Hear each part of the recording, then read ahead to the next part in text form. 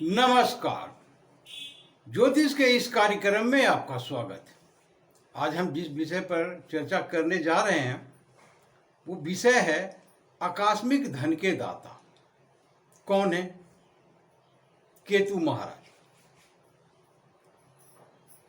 केतु जन्म कुंडली में किस भाव में बैठे हैं उसके अनुसार आज हम देखने का प्रयास करेंगे कि आपकी जिस लग्न की जन्म कुंडली है तो आप इसे किस प्रकार से देखेंगे, परंतु इनकी कुछ विशेषताएं जान लें केतु महाराज के।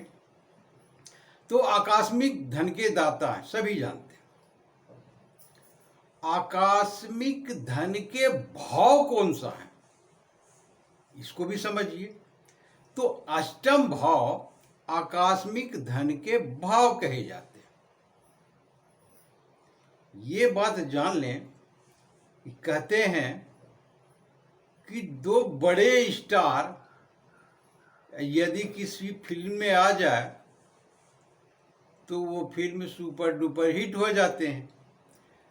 तो उसी प्रकार से जन्म कुंडली में यदि भाव भी है, ग्रह भी है वही, तो स्वाभाविक है सुपर डुपर हिट। अर्थात कहने का तात्पर्य है कि यदि केतु अष्टम भाव में हो तो आपके बारे न्यारे, क्योंकि समय भी है आपके अनुकूल, शक्तियां भी है आपके अनुकूल, तो परिणाम भी आपके अनुकूल होंगे। तो इस प्रकार से यदि किसी भी जन्म कुंडली में अष्टम भावस्थ यदि केतु हो तो बहुत ही अच्छे माने जाते हैं। ये तो हुआ सबसे एक नंबर में। अब बाकियों की बात करते हैं। केतु आपकी जन्म कुंडली में कहीं भी 12 भाव में से हो सकते हैं, कोई निश्चित नहीं कि सभी के अष्टम भाव में होंगे। 12 भावों में कहीं भी आपके केतु हो सकते हैं। तो अब हम ये जानने का प्रयास करते हैं कि केतु जिस भी जन्म कुंडली में कहीं पर भी हो तो उसे हम कैसे देखें कि ये हमें आकस्मिक धन किस प्रकार से देंगे, कब देंगे, कितना देंगे, ये जान लें। तो मान लिया जाए कि आपकी जन्म कुंडली में लग्न में ही बैठे हुए, ठीक है। अब हम वहां से ये देखने का प्रयास करेंगे कि अष्टम भाव में कौन सी राशि है, उनके ग्रह कौन से हैं। यदि अष्टम भाव खाली हो तो, यदि अष्टम भाव में कोई ग्रह बैठे हुए हैं तो हम उसी के अनुसार प्रिडिक्शन करेंगे जो भी ग्रह होंगे। यदि ग्रह ना हो और खाली हो तो हम राशि के अनुसार देखेंगे कि उस राशि में से ग्रह कौन से बन रहे हैं।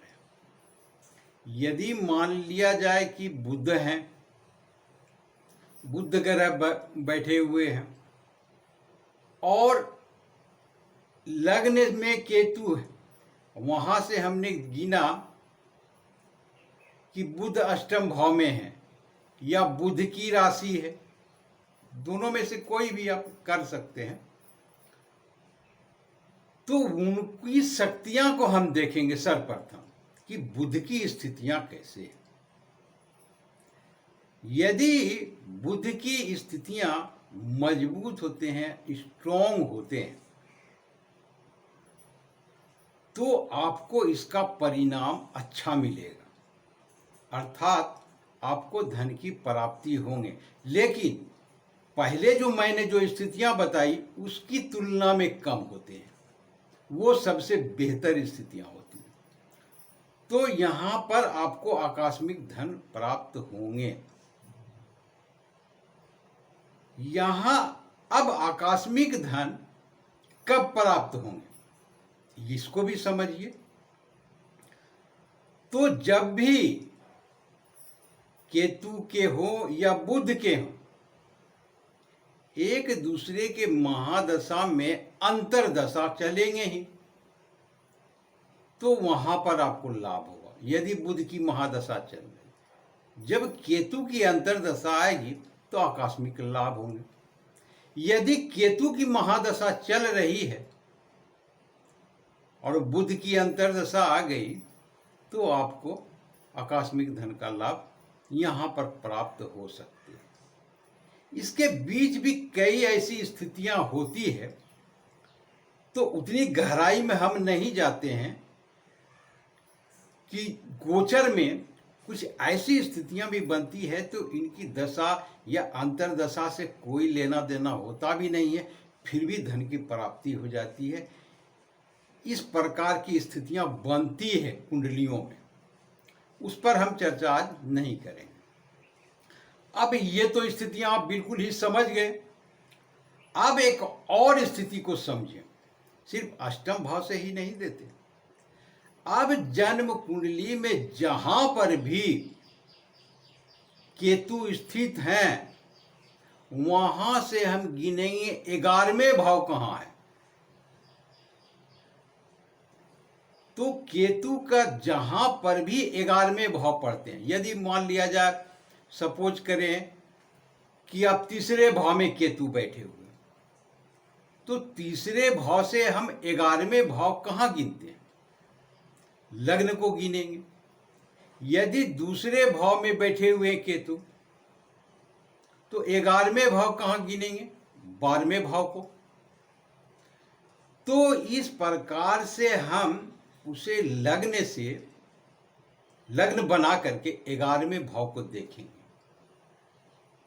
और उसी प्रकार से 11वें भाव जो होंगे, तो यहां पर की स्थितियां जो बता रहा हूं कि आपको किस प्रकार के धन, जैसा कि अष्टम भाव के बारे में बताया कि उनकी राशियों को देखना है। यदि ग्रह ना बैठे हुए, तो ग्रह बैठे हुए हैं तो ग्रह के अनुसार हम देखें। लेकिन उसमें एक अलग से भी प्रभाव पड़ते हैं, वो ये होते हैं कि जहां पर भी केतु की नजर पड़ती है 11वें भाव पर, तो आपको संपत्ति कौन सा प्राप्त हो। यहां पर आय में वृद्धि आपको एकाएक हो सकती है, व्यापार में वृद्धि एकाएक हो सकती है, और पैतृक संपत्ति भी मिलने की इस भाव से ज्यादा स्थितियां बनती है। तो ये तो भाव के आधार पर बताएं मैंने आपको। कुछ ग्रहों के भी प्रभाव पड़ते हैं, जैसे बुध से हैं तो छोटे भाई से भी आपको लाभ हो सकते हैं, मंगल है तो बड़े भाई से लाभ हो सकते हैं, गुरु है तो पिता से या पिता की संपत्ति से लाभ हो सकते हैं, चंद्रमा से है तो माता से हो सकते हैं, शुक्र से है तो आपको ससुराल पक्ष से लाभ हो सकते हैं, और लग्जरी आइटम के रूप में आपको संपत्ति प्राप्त हो, क्योंकि शुक्र लग्जरी के कारक है। हो सकते हैं आपको ससुराल से गाड़ी बंगला कुछ भी मिल सकते हैं। तो इस प्रकार से ग्रहों के संबंध देखते हैं हम केतु के साथ, तो उसी प्रकार से निर्णय लेते हैं कि इन्हें किस प्रकार की धन संपदा प्राप्त होगी। तो मैंने संपूर्ण स्थितियां आपके सामने बता दी खुल करके। आशा करता हूं कि ये वीडियो आपको बिल्कुल ही समझ में आ गए होंगे। आपने देखा, इसके लिए बहुत बहुत शुक्रिया, धन्यवाद।